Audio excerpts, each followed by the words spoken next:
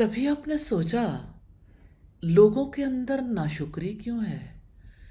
اتنی بڑی تعداد ہے انسانوں کی، لیکن انسانیت نہیں ہے۔ انسان شکر گزار کیوں نہیں بنتے؟ اگر آپ اس کی کھوج لگانا چاہیں گے تو آپ کو پتہ چلے گا شکوے شکر ادا کرنے کے قابل نہیں رہنے دیتے۔ کون ہے جو شکوے سے کھاتا ہے؟ انسان شکایتی مزاج کو کیوں پروان چڑھاتے ہیں؟ شکایتی مزاج کیسے بنتا ہے اور شکایت کیسے ختم ہو سکتی ہے؟ شاکی شکر گزار نہیں بنتا، اور شکر گزاری ہماری ضرورت ہے، ہم سے مطلوب ہے، اور شکر گزار ہی اعلیٰ درجے کی انسانیت پر فائز ہوتا ہے۔ سوال یہ پیدا ہوتا ہے، شکر گزاری کا جذبہ انسان کے دل کے اندر کیسے امڑ سکتا ہے؟ کیا آپ جاننا چاہیں گے؟ قناعت کی وجہ سے۔ جو شخص قناعت نہیں کرتا وہ کبھی شکر ادا کرنے کے قابل نہیں ہوتا۔ یاد رکھیے گا، اس دنیا میں کسی کو سب کچھ نہیں مل سکتا۔ یہاں ہر شخص کو صرف کچھ دیا جاتا ہے اور بہت کچھ روک لیا جاتا ہے۔ ایسے میں قناعت پر راضی ہونا ضروری ہے۔ دنیا میں آپ دیکھیے، انسان جو چیز سب سے زیادہ پانا چاہتا ہے نا، اسی کو سب سے زیادہ کھو دیتا ہے۔ مثال کے طور پر دیکھیے، ہر شخص چاہتا ہے عافیت کی زندگی حاصل کرے، لیکن آپ دیکھیے کہ جو شخص قناعت نہیں کرتا وہ دنیا میں چند روز کے لیے شاید عافیت کی زندگی حاصل کر لے، مگر بھاری قیمت ہے، ہمیشہ کے لیے عافیت کی زندگی سے محروم ہو جائے گا۔ اس دنیا میں ہر انسان دو تقاضوں کے درمیان ہے۔ ایک طرف اس کی معاشی ضروریات ہیں، دوسری طرف اسے وہ کام کرنا ہے جو آخرت میں کام آئے۔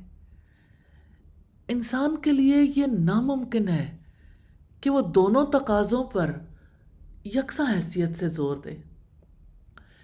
ایک کی طرف زیادہ توجہ دینی پڑتی ہے۔ ہمیشہ ایک کی قیمت پر دوسرے کو اختیار کرنا پڑتا ہے۔ ایک کی طرف سے توجہ ہٹے، دوسرے کی طرف توجہ ہو، تب کہیں جا کر انسان وہ کام کرنے کے قابل ہوتا ہے۔ اب ڈیسائیڈ تو انسان نے کرنا ہے کہ وہ آخرت کے لیے زیادہ عمل کرے یا دنیا کے لیے۔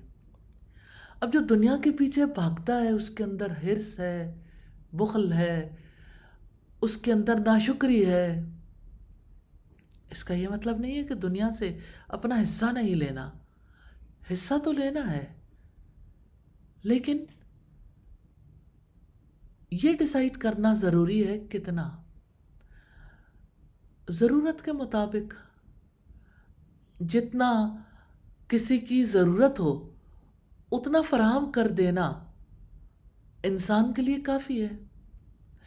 اب اگر کسی کی ضروریات کا منہ بند ہی نہ ہو تو اس کا مطلب یہ ہے کہ وہاں قناعت نہیں ہے، اور ضرورت کے مطابق اپنی معاش کا انتظام کرنا اور ضرورت کے مطابق خرچ کرنا، یہی قناعت ہے۔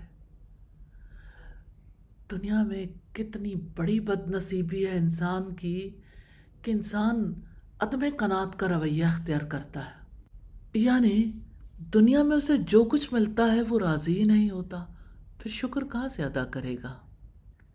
اور آخرت کے معاملے میں وہ قناعت اختیار کر لیتا، اچھا چلو اتنا تو ہو ہی گیا، تو جب آخرت کے معاملے میں کوئی قناعت کرتا ہے تو آخرت پر کمپرومائز کرنا پڑتا ہے نا، اور دنیا کے معاملے میں عدم قناعت اختیار کرتا ہے انسان تو ناشکرا بن جاتا ہے۔ نبی صلی اللہ علیہ وسلم نے فرمایا اس شخص نے فلاح پائی جس نے اسلام کو اختیار کیا اور اس کو ضرورت کے مطابق رزق ملا، اور اس کو اللہ تعالیٰ نے جو کچھ دیا اس پر اس نے قناعت کی۔ تو جو کچھ انسان کو ملے اس پر قناعت اختیار کرنا دراصل فلاح والی زندگی اختیار کرنا، اور یہی رویہ فلاح پانے میں انشاءاللہ تعالی مددگار ہوگا۔ اب سوال یہ پیدا ہوتا ہے کہ ایک انسان کس طرح سے قناعت والی زندگی گزار سکتا ہے؟ اللہ تعالیٰ کی طرف دیکھتے ہوئے، اللہ تعالیٰ کو سوچتے ہوئے، اللہ تعالیٰ کی بات پر یقین کرتے ہوئے، نبی صلی اللہ علیہ وسلم کو مان کر ان کی بات پر عمل کر کے، کہ آپ نے فرمایا کہ فلاح پا گیا وہ جو اسلام لایا اور اسے ضرورت کے مطابق رزق ملا، اور جو کچھ اللہ تعالیٰ نے دیا اس نے اس پر قناعت اختیار کر لی۔ تو قناعت اختیار کرنا ممکن ہے اللہ تعالیٰ کے تعلق کے ساتھ۔ اسٹے ان ٹچ ود اللہ سبحانہ و تعالی۔ اللہ تعالیٰ ہم سب کو توفیق عطا فرمائے، آمین ثم آمین۔